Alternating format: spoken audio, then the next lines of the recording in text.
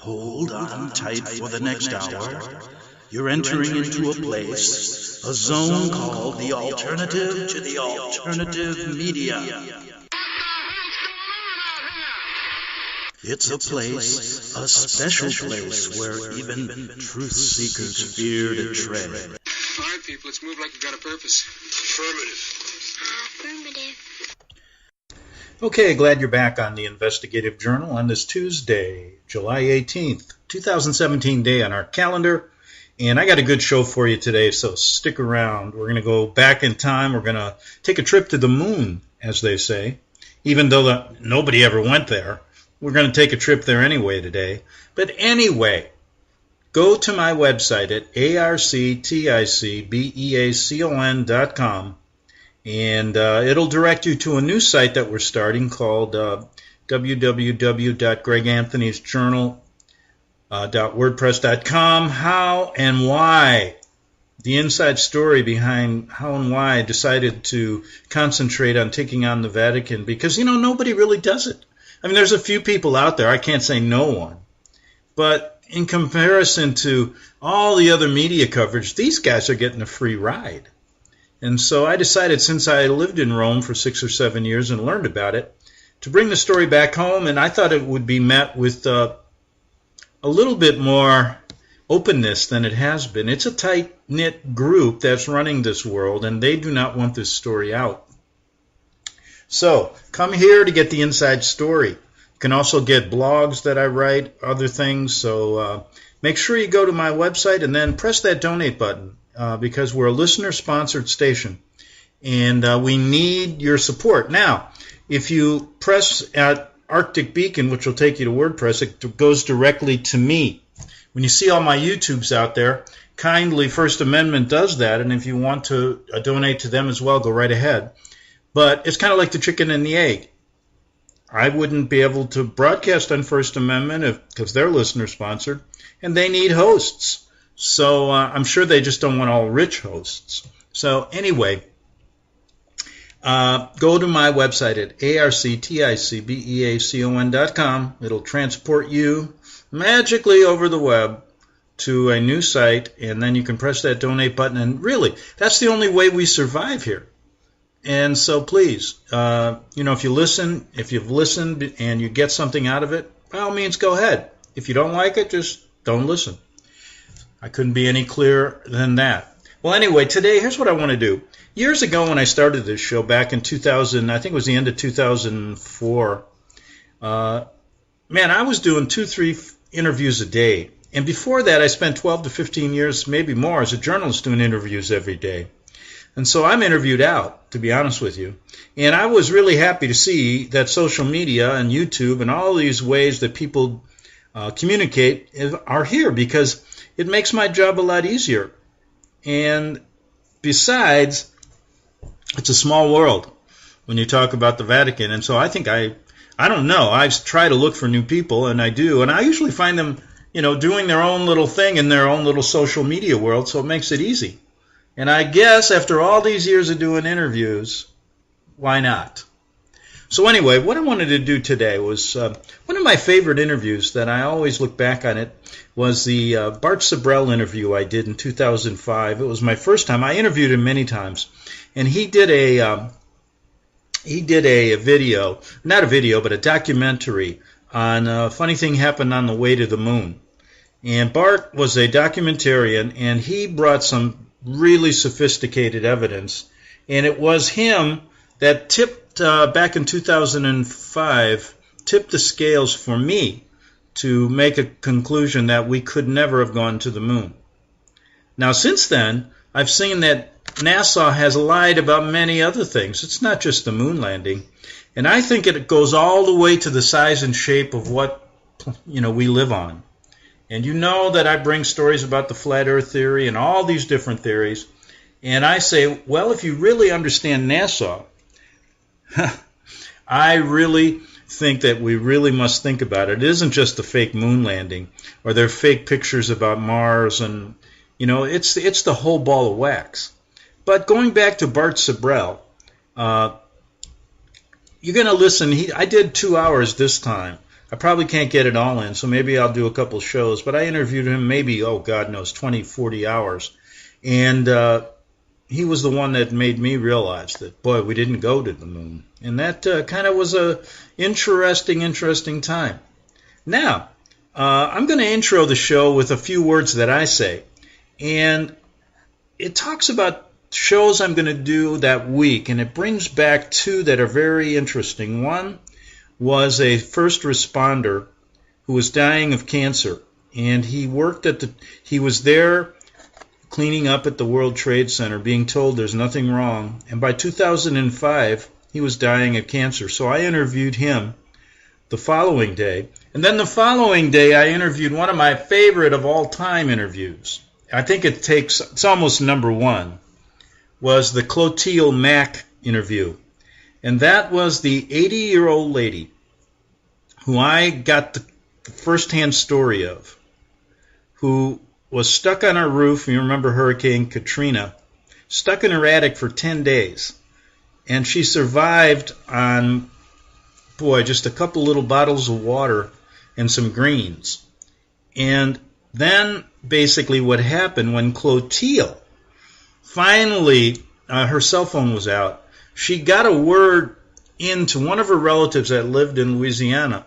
I don't know if she got the word in, but they wanted to make sure she was still okay. This guy comes to help her, and the police wouldn't let him near her, so he jumped in the water trying to swim to her, and then finally they rescued her. Then they immediately ushered her off to the Superdome or wherever, and then from there she got on a bus, and she ended up in a nursing home 2 states away. And when I picked up the story, it was an incredible story. They were holding her there like a hostage. And so I was very instrumental.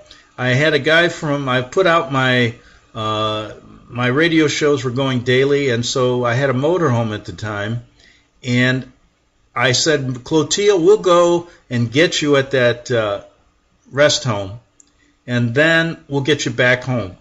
And so the story is incredible, and I will tell you the rest of it tomorrow.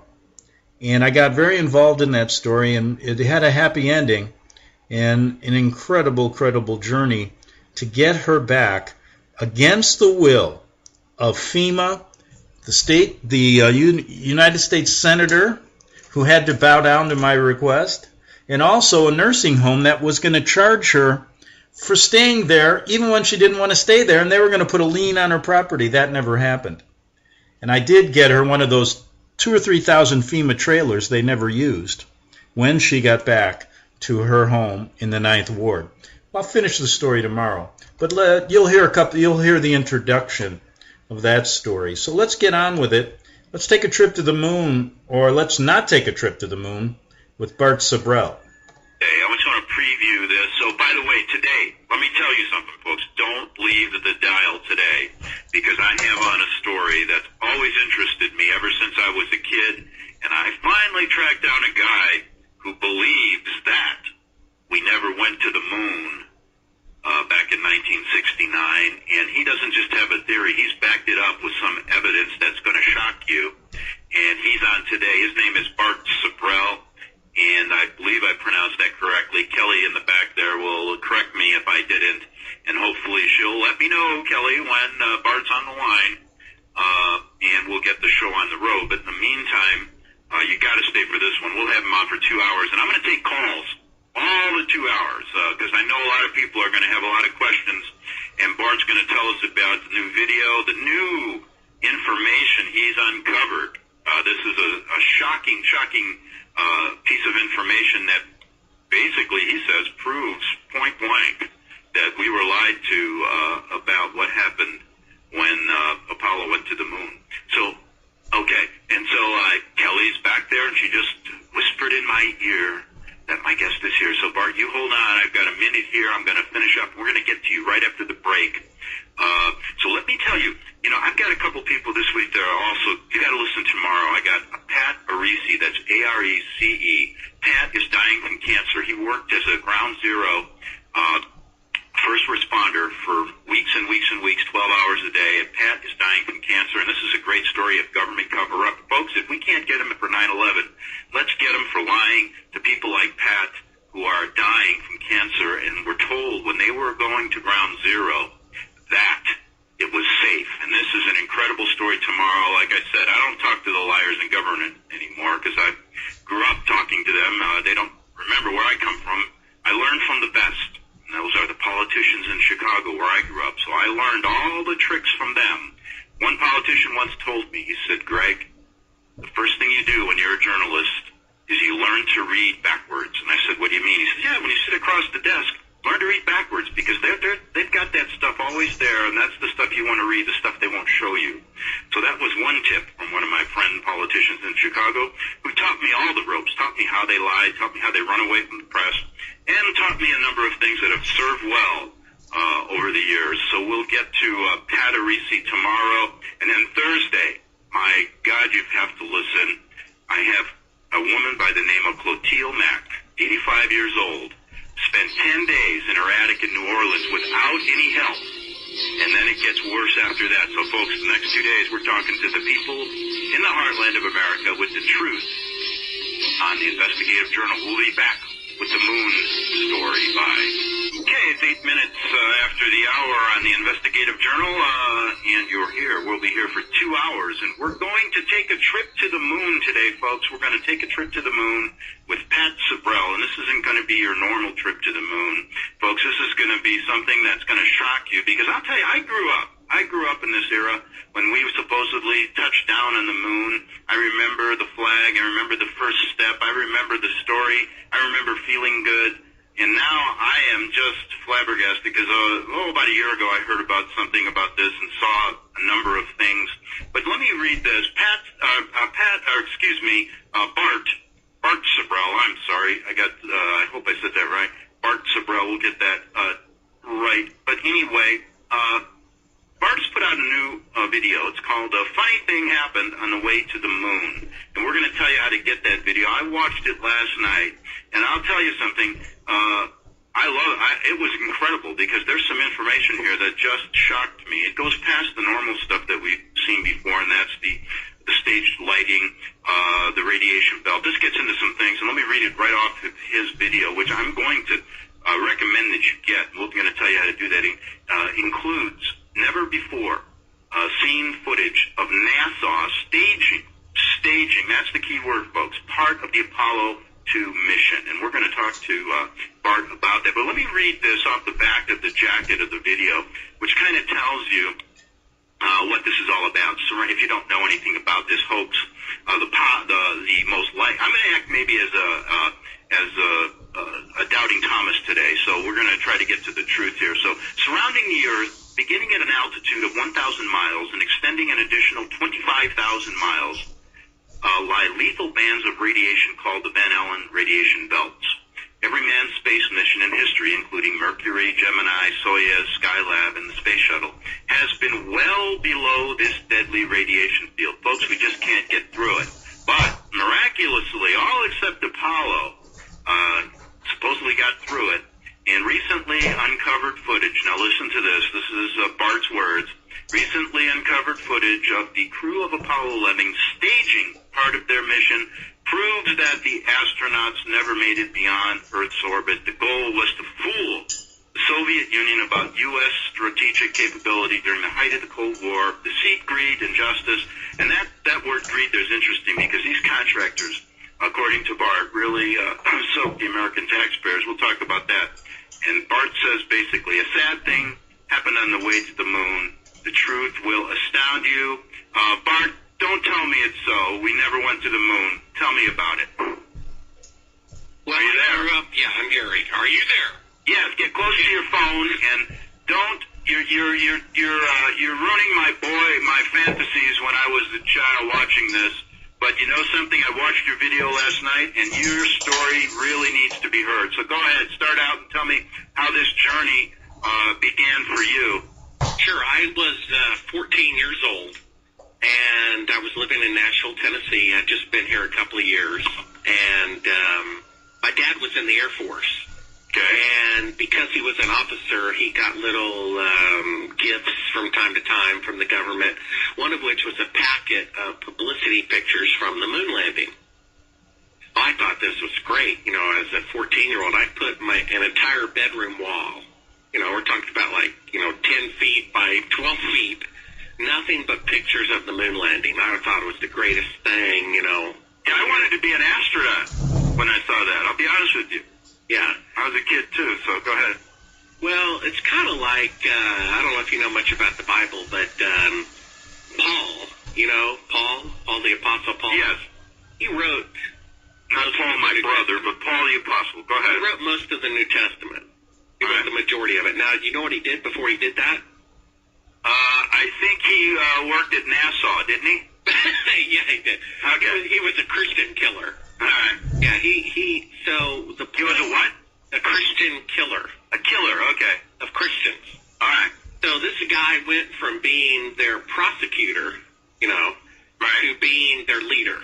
Right. And so here I am, a 14-year-old in Nashville, you know, in the, I guess, would have been the early 80s, and I see this guy on television, this former employee of NASA, right, on a PM magazine, which is one of the first syndicated magazine programs, and he says we didn't go to the moon. Thank God I heard this message as a, you know, open-minded 14-year-old, and he says we didn't go.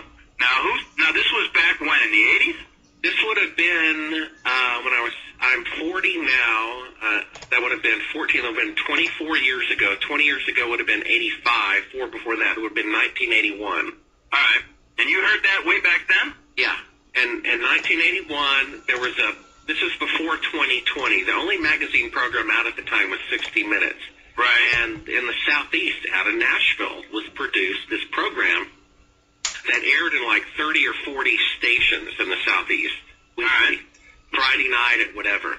And this guy on TV, you know, says we didn't go to the moon. He's in his 60s or 70s at the time, right? What did he present any evidence, or who was he against for our listeners? So they his name was Bill Casey.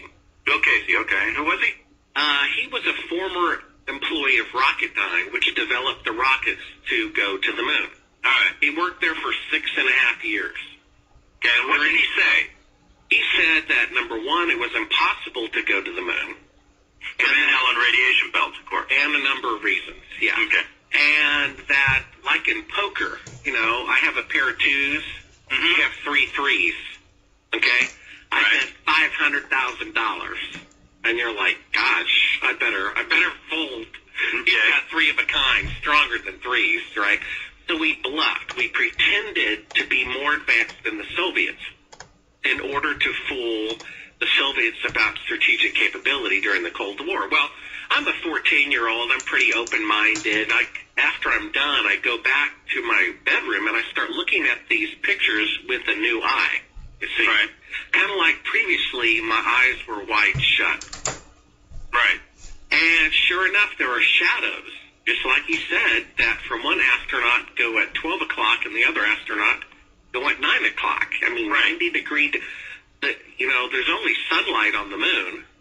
It's 20 times brighter than a desert on Earth because the moon has no atmosphere. Right, so 2 objects are going to provide parallel shadows. And in 3 or 4 of the pictures, they intersect as much as 90 degrees. And I'm like, wow, gee, you know.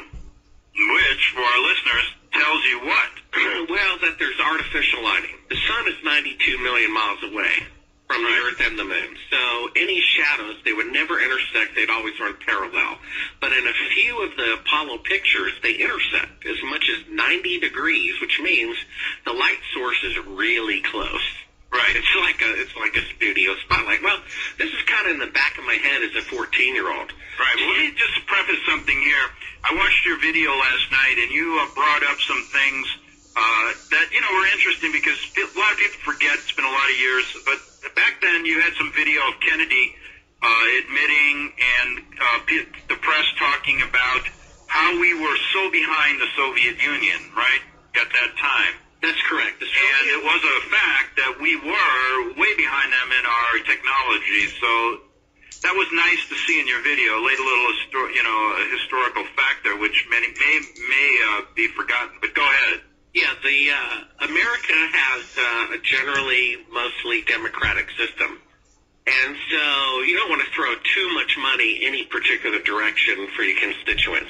try to be as lukewarm as possible. However, the Soviets are a dictator, so if they say we're going to spend 99% of the gross national product on going to the moon, then they can do it. Consequently, they launched the first satellite, the first animal, the first man, the first woman, the first spacewalk, the first crew of 3, the first of 2 spacecraft simultaneously. For every 20 hours we spent in space, they spent 100 hours. 500% more experience. Now, you know something? And I didn't see this in your video. I want to ask you, what was the Soviet Union reaction right after we went? Did they call it a fake? Because we never heard that. The American people never heard that. Well, just because we never heard it doesn't mean they didn't say it. If you go to moonmovie.com, you can read about the history of the rivalry between the Soviets and the United States. That's your video. That's your website, right? The website is moonmovie.com. And by the way, let me just give this number out because I'm sure there's a lot of people with differing opinions about this. 800-313-9443. Call us and maybe we can get you on the air here to talk to Bart. Bart, is that Sabrel? Yeah, it's Sabrel. It's French. Okay, good. Go ahead. Sorry to interrupt. So basically, the Soviets were much more advanced than we were. And somehow or another, we leaked this incredible amount forward in a very short amount of time. What you have to ask yourself is, the space shuttle goes 200 miles above the Earth, right? Mm-hmm. It's killed 14 people so far. 14 people have died. How far away is the moon, by the way? I forget. It's 240,000 miles. So it's basically 100,000% farther than the space shuttle has ever gone. And they're telling us that a third of a century ago, with less technology than in my Walmart watch, they went 100,000% farther than the space shuttle has ever gone and never killed anybody. Right. When you start thinking, it's like Lindbergh flies across the Atlantic in 1928, right? Right. Would there be a 50-year gap before someone flew over the Atlantic the second time? Yeah, I always thought, without doing the real investigation, and like you did, I got to take a break, but we'll be back with you. Okay, so we're taking a break in 2017, just about the same time that I did in 2005. How serendipitous. Now, this is what I want to mention here. What a great way to look at life here. Looking back, what you were saying, what people were saying, what you were accepting, and what you were thinking back then, and then fast forward 12 years, and the one statement was, how far is the moon, Bart? 330 or 240,000 miles away. And I accepted that because it's a progression of learning. I don't think it's more than 3,000 miles away, and I think all of those things now that we were talking about regarding the Van Allen belt and all that stuff was, something I am questioning totally. Now, how could Bart, look, he maybe accepted the same lies of NASA at the time. And, I tried like 3 years ago, to interview him again, and he's not giving interviews anymore. Okay? So, the point is, if we didn't go to the moon, all of the other things right now are irrelevant, whether we thought the Earth is going around the sun, whether the sun is stationary, all of that stuff is irrelevant. The point is, he presented evidence that it was impossible to go to the moon, and not just because of the distance and everything, but it happened to be some footage he got from NASA that showed how they were faking it in the capsule. Back in 3 minutes on the Investigative Journal.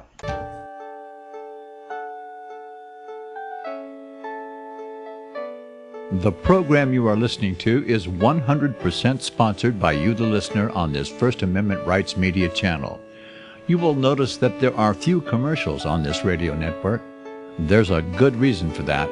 Corporate advertising dollars come with strings that limit program content. So without your help, these programs cannot continue on Internet or our several affiliates.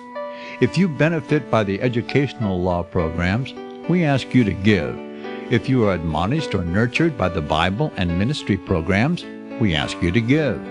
If some voice a cause that you are passionate about, we ask you to give.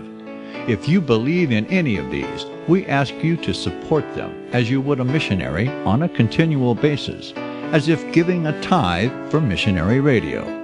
These programs are not commercially viable and must be supported by those faithful to the cause of truth. Look for the button to sponsor your favorite programs at our listen and schedule pages on the internet.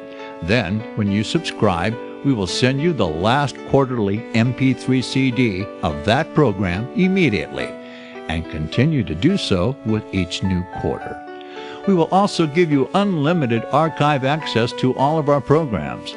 We're asking you to give much less than a tithe, so that you may also send support directly to a particular program host, cause, and anywhere else the Spirit may lead you.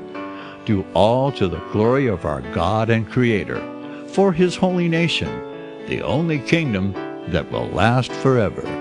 Thank you for listening.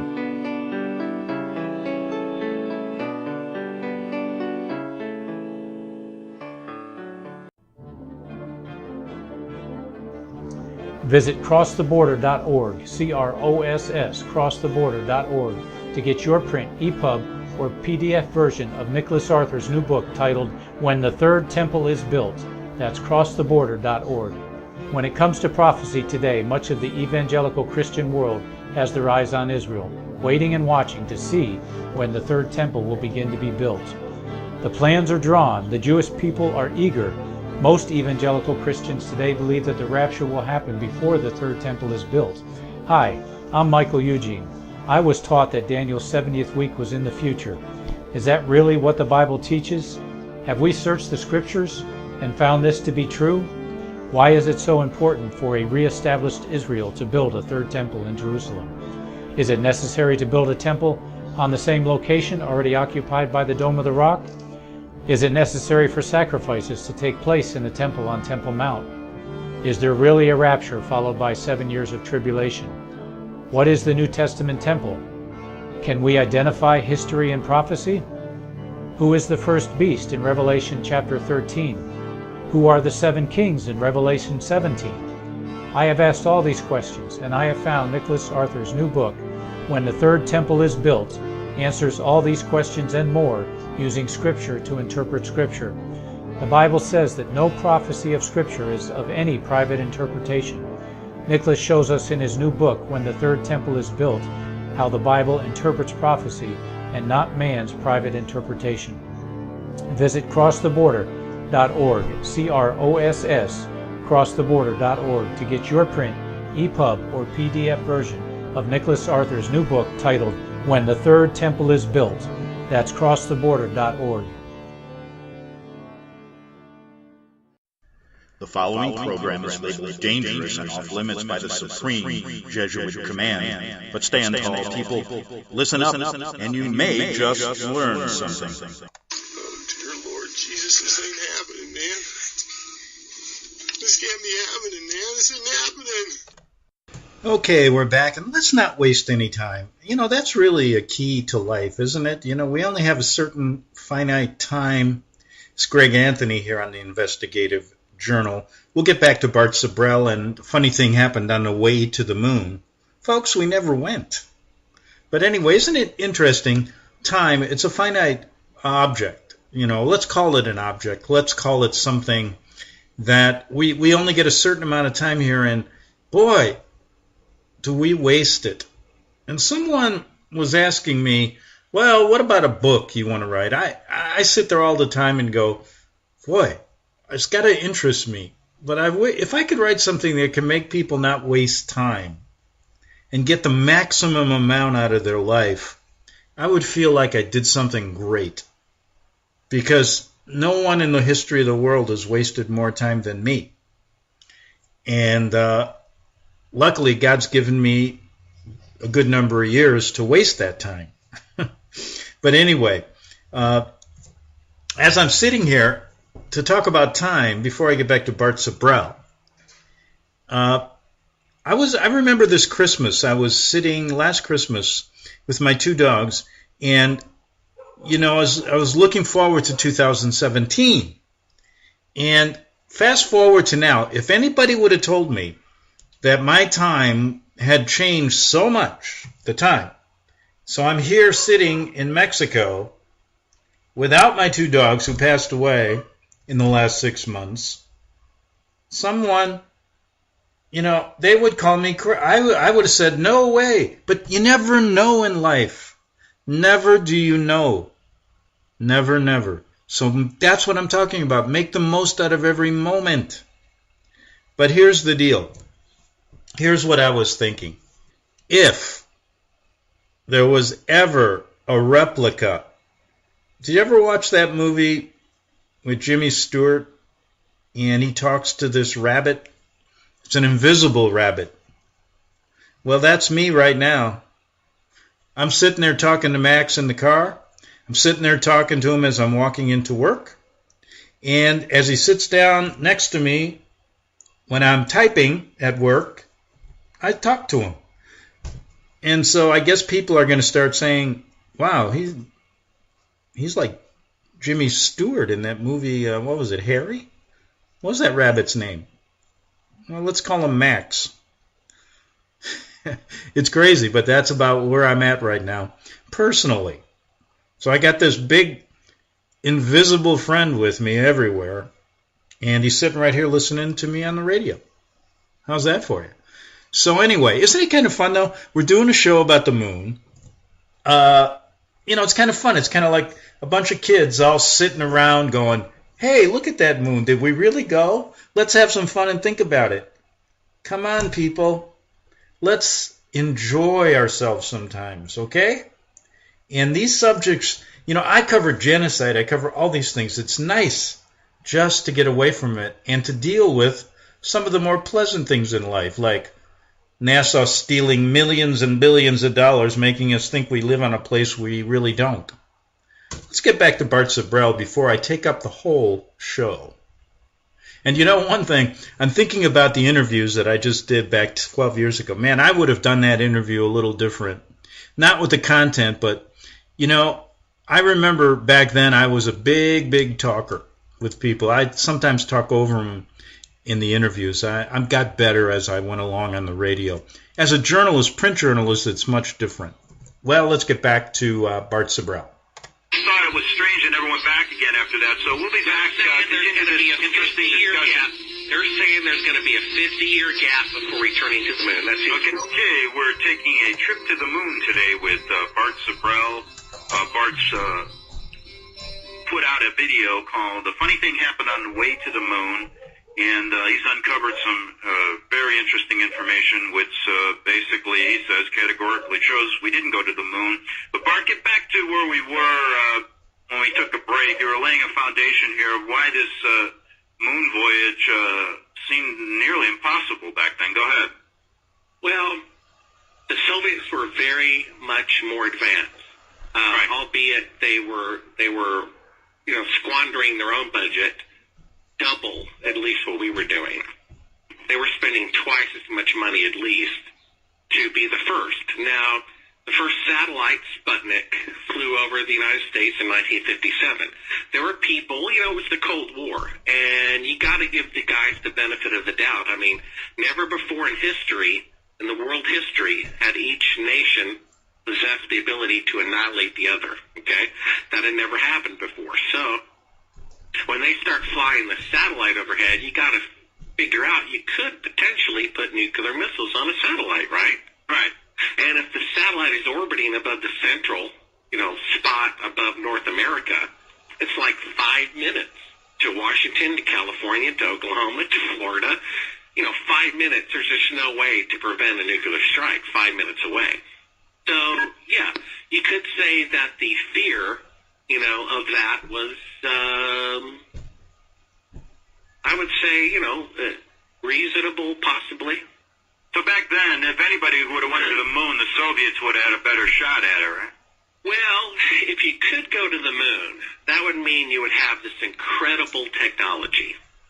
I mean, to be able to land on another celestial body and walk around and play golf and drive a car, you know, on another body, that would mean you were so far advanced. Why mess with such a country? Because how did NASA convince everybody they, within a matter of years, became so far advanced beyond any other country?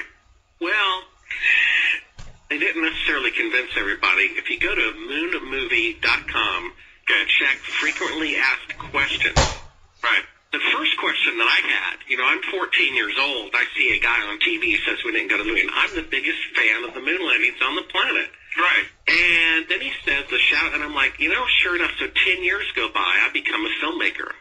Right. And guess who I'm editing for one day, but the producer of that show 10 years earlier? Who's that? Andy Garmacy. Okay. So tell our listeners who Andy Garmacy. He was a pretty well-known, like Geraldo or whatever back in his day. Right. And I'm doing editing back in the 80s at $50 an hour, which is a pretty good chunk of change back then. Yeah, not bad. And I'm like, hey, do you remember the guy in your show? Because I saw it 10 years earlier. Who was the guy who said we didn't go to the moon? He says, I don't remember. Call the California office. I called them. They said, how'd I call? 2 days later, they were deleting all 10-year-old files from the archives. So you already started the cover-up. Well, no, just because of the volume of a production company. After 10 years, if footage isn't used in 10 years, it's taking up too much space. All right. So I called 2 days before the 10-year deadline. And I get in touch with the old guy who worked for Rocketdyne for NASA and said we didn't go. And he's like, hey, Bart, you're a filmmaker. You should do a film about how we didn't go. Well, I was pretty fat back then, not fat physically, actually lean physically, but fat financially. So I took off 6 months. I paid myself a salary of about $10,000 to $15,000 for 6 months just to research whether or not we went to the moon. And sure enough, I remembered I found these shadows that intersect, right? Right. I found out that of the crew, the first crew to go to the moon, the 3 guys. Now, we get back to the shadows, because I'll tell you, when people watch your video, they'll be shocked. So try to be descriptive about this, because this is a real key element. Well, it's circumstantial. It is key. It's also circumstantial. I mean, if you go to moonmovie.com and click on, I think, evidence or something, we see shadows that intersect at 90 degrees. And basically, the moon has no atmosphere. And the atmosphere on the Earth filters out 95% of the sunlight. Right. So on the moon with no atmosphere, it's going to be 20 times brighter than a desert at noon.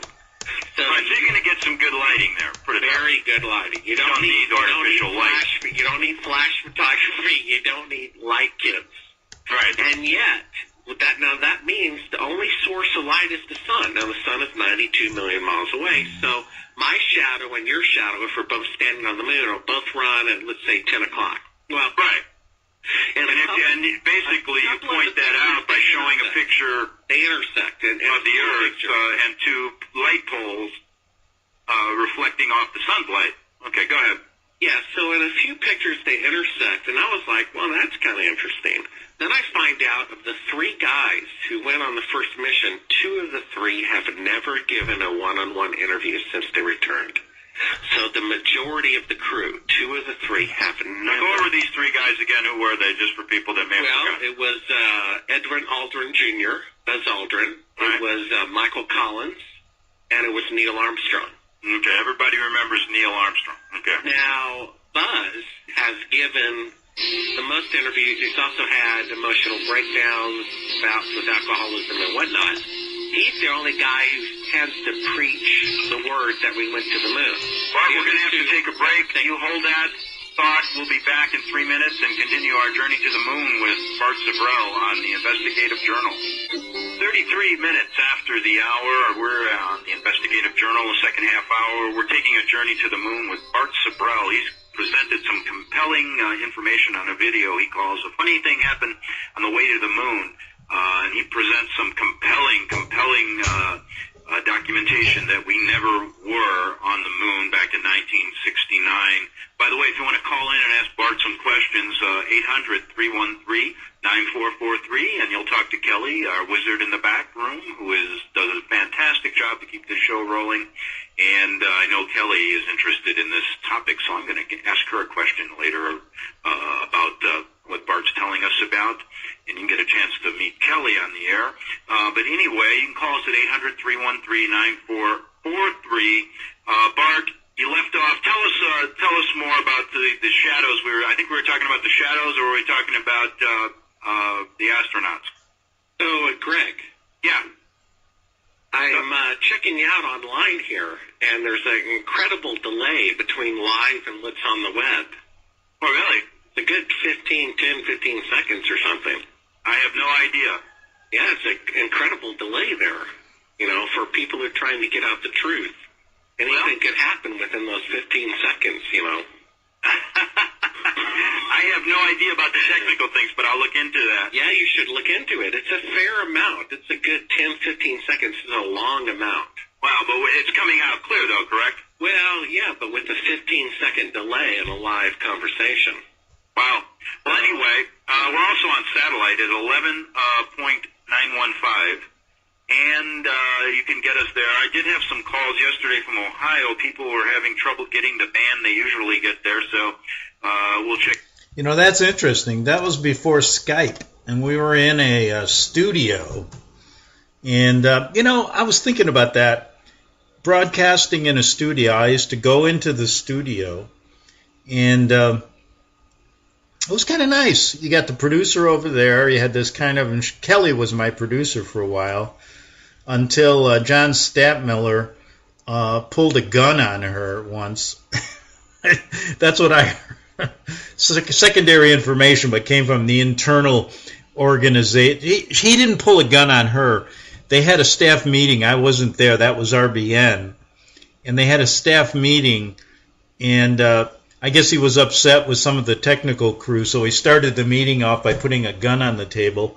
And Kelly, the next day I came to work, and she wasn't my producer anymore. At least that's what they told me. Danny, who was kind of running the station at the time. Okay, let's get back to Bart. Into that also, but we're on 11.915, also satellite. And Bart, I'll check into that delay. Thank you for telling me. But anyway, we'll also have this streamed across the internet. So after we give this presentation, Bart, this will go all over the place. Many of our listeners pick up the feeds afterwards and pick up what we're doing because they can't listen during the time frame that we provide. So many listeners do that. You can go to rbnlive.com and get the stream of this. Just go to my show, and then we'll have the archives of Bart telling us. But anyway, never fear, Bart. A little bit of delay. We'll still get this word across and help you out as much as we can, because we're interested in getting at the truth just like you, and you've really investigated this. So why don't you go ahead? And then I have a caller in Pennsylvania wants to talk to you. Oh, let's hear the caller. What? Let's hear the caller. Roger in Pennsylvania. Yeah, thank you. Just a very quick, 15 seconds sounds an ultra-low delay when net feeds can range up to 4 or 5 minute delays. God bless y'all. Okay. Well, anyway, Roger, thanks for straightening that out. I'm getting an internet lesson. I'm pretty, I just do the talking. Other people figure out how it gets across. Bart, get back to your story. This is so interesting. I really mean this. You've convinced me almost to a point. The only question I would have would be, I'll get to that when you get to this piece of evidence that I think puts it over the top. But tell us about this whole journey you had. Get back to where you were at. What's the Pennsylvania guy got to say? That was it. He was telling us about the delay.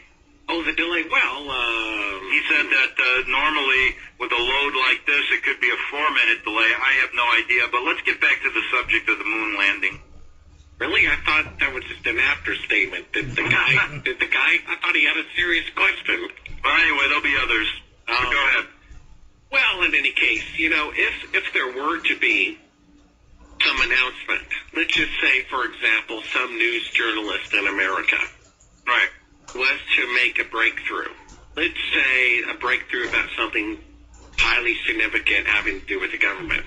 Right. Now, 200 years ago, our founding fathers, the enemy was across the ocean. Okay?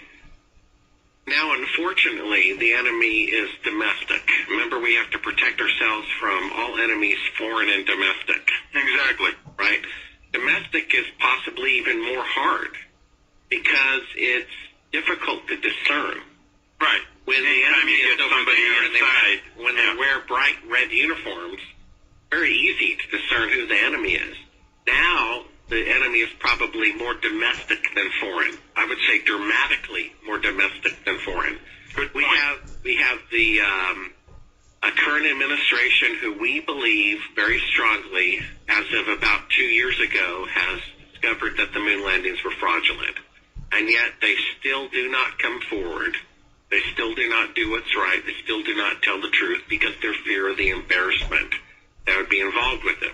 The fact is, I went from being the biggest fan of the moon landings to being the biggest advocate that they were fraudulent because the fact is they did not go. I would bet my life on it. I mean, you can read about it at moonmovie.com. It's. I wish it were not true. I wish they had gone. But the fact is they did not. The space shuttle has killed 14 people orbiting 200 miles above the Earth, and yet we're saying a third of a century ago they went 100,000% farther and never killed anybody. The fact is, when James Van Allen discovered the Van Allen radiation belt, he said there was a 50% chance of suffering a fatality going through the belts. Yes, now explain to listeners what this Van Allen radiation belt is, some of us who may not know. Yeah, basically, the reason why there's life on Earth is because of a magnetic field that surrounds the Earth. The Earth has a molten core, and that causes a magnetic influence in the very upper atmosphere. Basically, it's like a shield. It's a shield around the Earth. It starts at 1,000 miles up, and it goes and... You know something? Maybe, just to fast forward to now, maybe as we progress in our realization how we've been duped by NASA, maybe this whole idea is just the firmament crashing into that barrier we can't cross. And so if we think of the Van Allen belt as that firmament, then we're not too far off. I don't really believe that the Earth is in a spherical shape. And I've done many shows on it and got criticized for it. Oh, by the way, I want to apologize if you heard my dog Max drinking. For those of you who have listened to my show, he's been drinking this whole show. And I want to apologize for that. Max, will you stop it? Okay, he will. So, anyway, think about that. Think about that. The firmament, Van Allen's belt, 12 years after... I had no idea. I believed that we were like traveling millions of miles an hour around the Earth, around the sun. I don't believe it anymore. But let's get back, because the real key to this interview, and I'll do some more tomorrow, is that the facts that he comes up with proves we didn't go.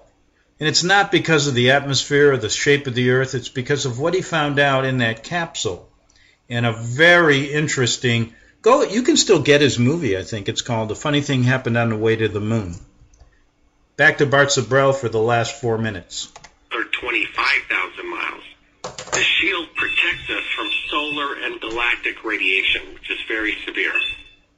And this radiation, without the Van Allen radiation belt, would kill everybody. I mean, people still get skin cancer right now, right? Right. With the atmosphere.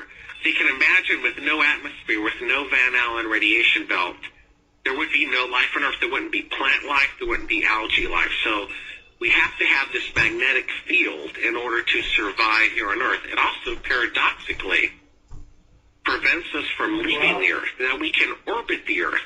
You have to understand that this belt of radiation starts at 1,000 miles above the Earth. It extends 25,000 miles.